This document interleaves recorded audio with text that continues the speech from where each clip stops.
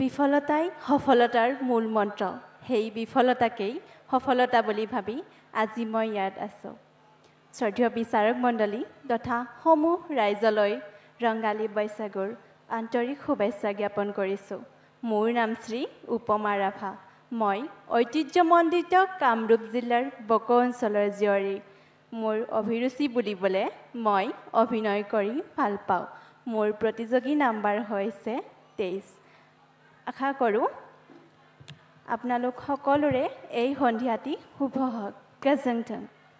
তাৰ পৰা অকমান অভিনয় চাব বিচাৰিছো যেহেতু তোমাৰ অভিৰুচি অভিনয় অকমান অভিনয় কৰি দেখুৱা